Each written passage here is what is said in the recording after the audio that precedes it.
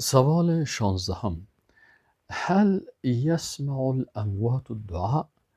آیا مردگان دعا را میشنوند؟ یعنی کسایی که فوت کردن، آیا اگر کسی بر از اونا دست دعا را بلند بکنه و از اونا چیزی را طلب بکنه، آیا اونا میشنوند دعای از این دعا کننده را؟ جواب: الاموات لا یسمعون الدعاء. مردگان دعا را نمیشنوند. الدلیل من القرآن، دلیل از قرآن عظیم الشان، الله متعال میگه که انک لا تسمع الموتى. ای رسول الله صلی الله علیه و سلم، یقینا که تو مردگان را شنوانده نمیتوانی. و دلیل از سنت رسول الله صلی الله علیه و سلم است که قال صلی الله علیه و سلم، در حدیثی که امام نسائی رحمه الله روایت کردن، رسول الله صلی الله علیه و سلم میفرمایند که این لله ملائکة سیاحین فی الارض. یقینا که برای الله ملائکه های هستند که سیاحین فی الارض، در زمین سیاحت و گردش میکنند. یبلغونی من امت السلام، که اونا بر من میرسانند از امت ما سلامشان را. یعنی وقت یکی از امت رسول الله صلی الله علیه و سلم بر رسول الله صلی الله علیه و سلم سلام میفرسته، اینجا ملائکه بر رسول الله صلی الله علیه و سلم سلامشان میرسانه.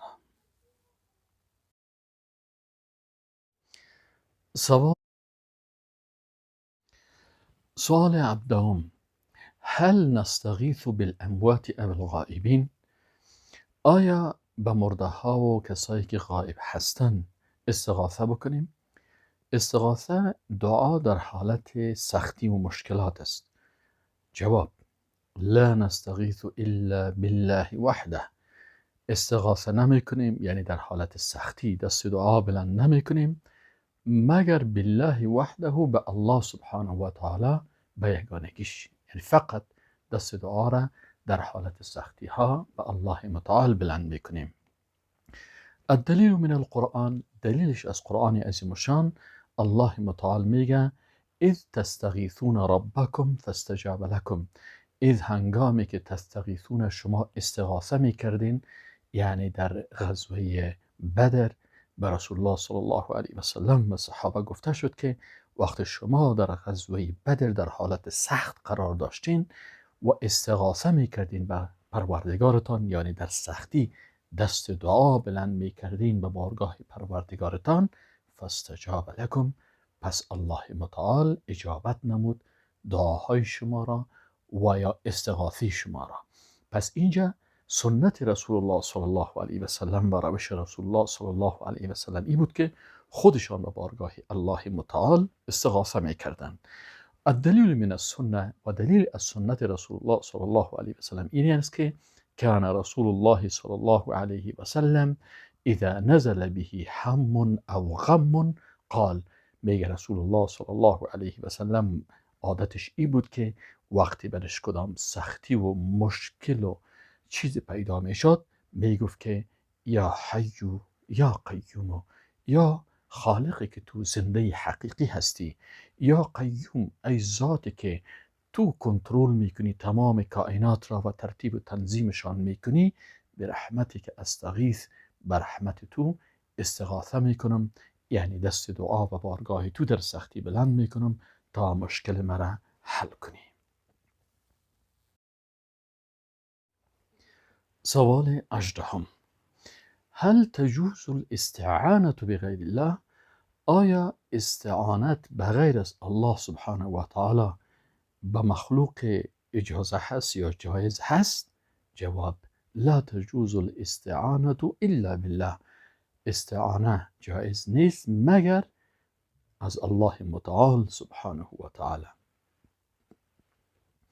الدلیل من القرآن، دلیل از قرآن عظیم الشان آیت شریف است که الله متعال بر بنده های خود تعلیم میده که بگویند ایاک نعبد، یا الله خاص تو را عبادت میکنیم، و ایاک نستعین، و یا الله فقط از تو استعانت و مدد و کمک میخواهیم. و دلیل از سنت قال رسول الله صلی الله علیه و سلم، رسول الله صلی الله علیه و سلم فرمودند اذا سألت فاسأل الله، وقتی که سوال کردی طلب کردی فاسأل الله، پس از الله طلب و از الله سوال نما.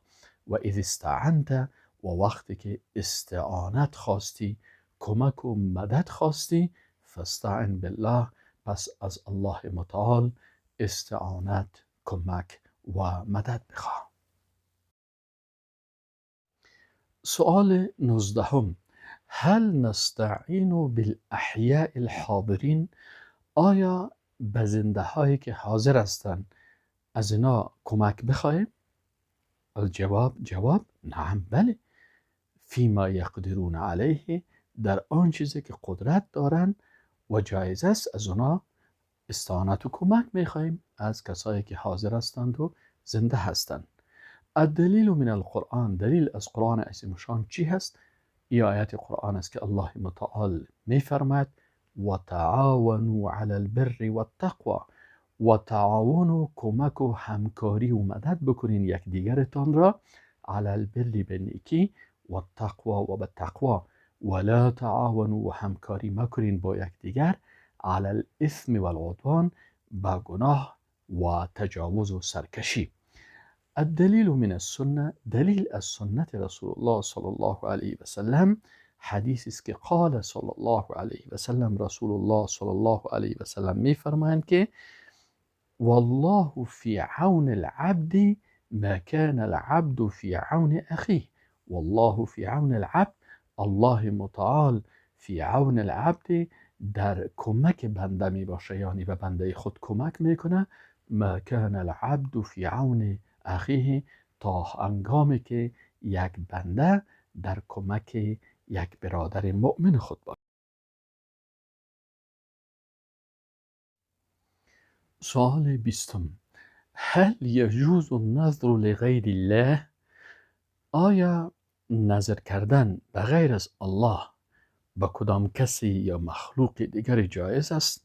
یا نظر به نام پیغمبر و اولاده پیغمبر و اولیاء الله و دوستان الله اجازه هست و جایز هست؟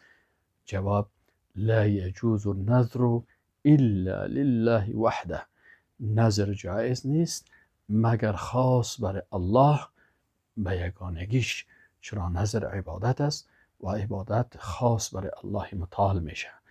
الدلیل من القرآن، دلیل از قرآن عظیم شان، الله متعال سبحانه و تعالی میگه که مادر مریم به الله این قسم دعا کرد که ربی، ای پروردگار من، انی نذرت لک، یقینا که من نظر کردم، لک خاص برای تو، ما فی بطن، آنچه در بطن ما هست، محررا مخلصانه و خالصانه، فتقبل منی، پس ای پروردگار من این نظر مرا از من قبول نما.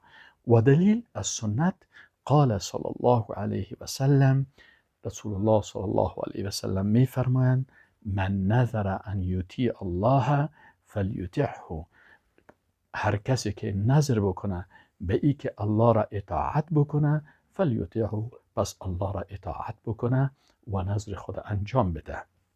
و من نظر، و هر کسی که نظر بکنه ان یعصیه، که نافرمانی الله دو نظرش باشه، فلا یعصیه، پس معصیت و نافرمانی الله متعال نکنه.